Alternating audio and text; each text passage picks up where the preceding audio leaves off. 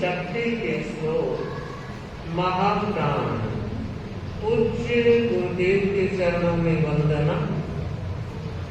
सम्मानित धर्म परिषद बंधुओं और बहनों, आज का यह मंगल भावना का कार्यक्रम, और हमने देखा है मंगल भावना का कार्यक्रम लंबा भी होता है।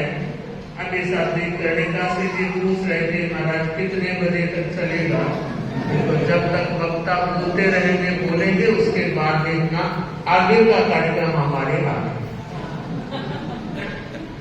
आप और हम सब इस बात को जानते हैं, विहार चर्या विष्णु पसस्था, यह भगवान महावीर का आगम सूत्र है और संतों की विहार चर्या को प्रशस्त माना है।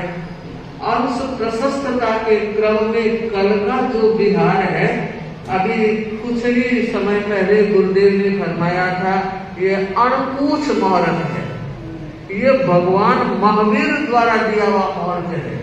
इसमें हम कोई नहीं देखते हैं बार क्या है, तिथि क्या है, टूटी है, भेड़ी है, कुछ भी नहीं। एकदम को विहार करना ही करना है सुखे समाज। तो विहार चर्या के क्रम से हमें अब जुड़ना है और हम चाहते हैं इस चातुर्मास में यह केवल पीतमपुरा का नहीं, मैं अगर देख रही हूँ पीतमपुरा तो पूरा एरिया कवर हुआ ही है, लेकिन उसके साथ साथ श्रीनगर, कीर्तिनगर, मानसरोवर गार्डन और मॉडल टाउन, इन चारों ने बहुत अच्छा लाभ लिया है।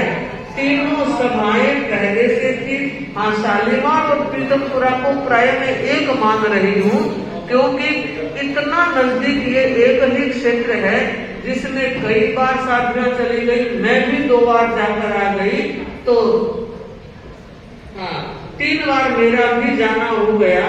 तो पीतमपुरा और शालीमार बाग के केवल दूरी का नहीं, श्रावकों में भी बड़ा एकत्व भाव है।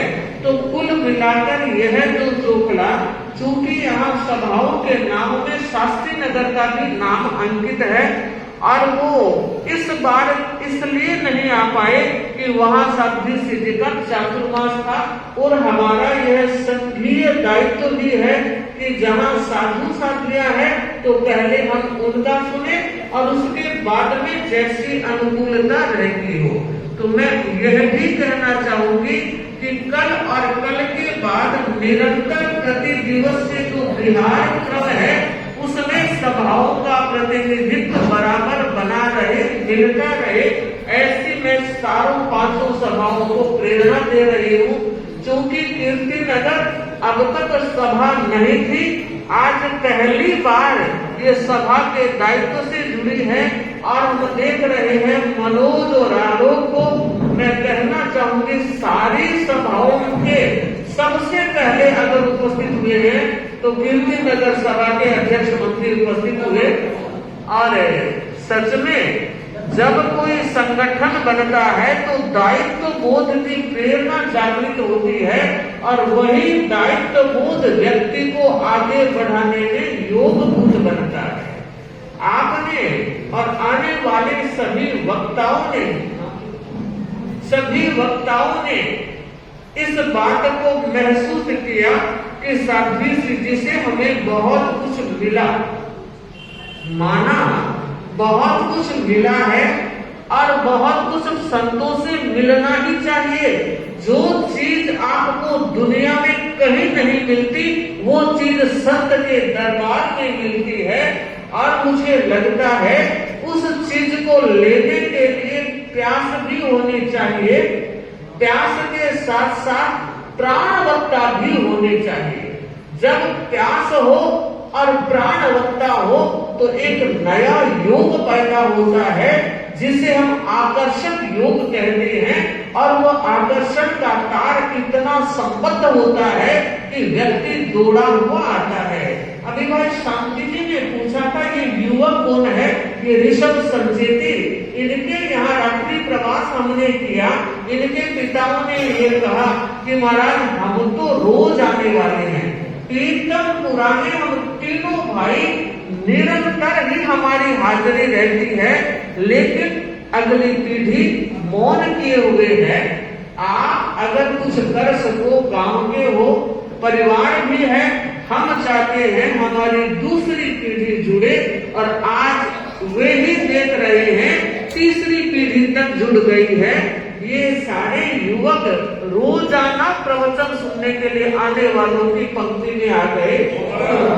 सच में केवल यही नहीं, और भी ऐसे कितने परिवार होंगे जिनके युवक नहीं आते थे और आने प्रारंभ हो गए हैं।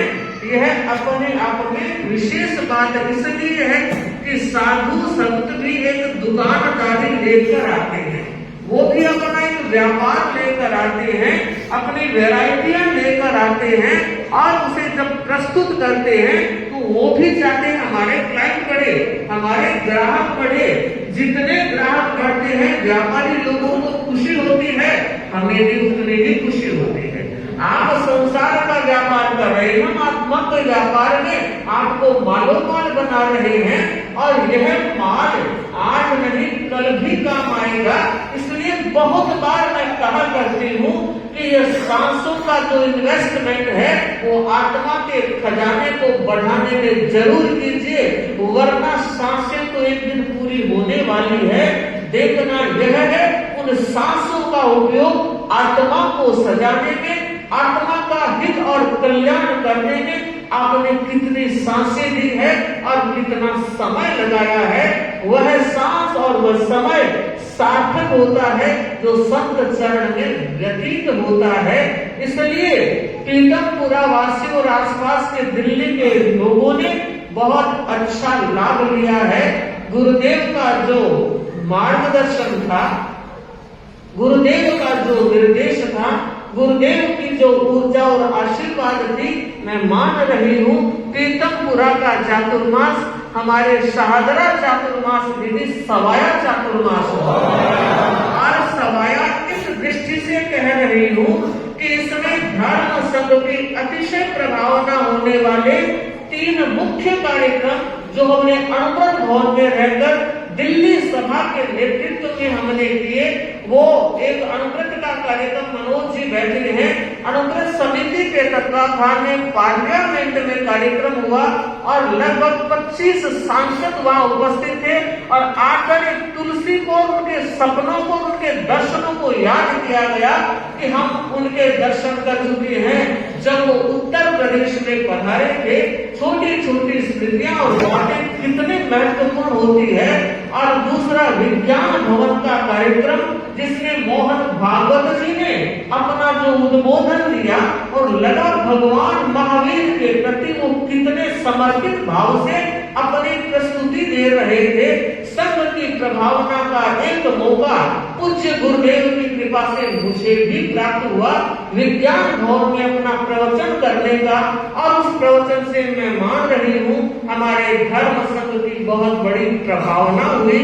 और अगर आगे बढ़ूं तो प्रगति मैदान के भारत मंडपम का जो कार्यक्रम था, सारे कार्यक्रमों की ध्वजा के रूप में, सिरमौर के रूप में, मुकुट के रूप में हम कह सकते हैं।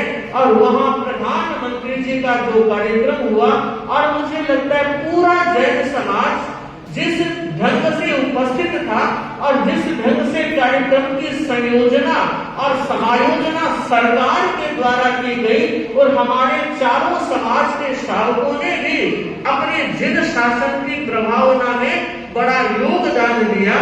और मैं मानती हूँ कि वहाँ मुझे मौका मिला, अणिमा से कौन सी चीज है, ये मौका मिला गुरु की कृपा से, ये मौका मिला गुरु के आशीर्वाद से, और सफलता मिली, वो सफलता भी गुरु के चरणों में भेंट कर रही हूँ। मेरा कुछ भी है नहीं, मेरा कुछ भी है नहीं, जो कुछ है सो तोड़, और तेरा तुझको सौंप दे, क्या लागत है तोड़।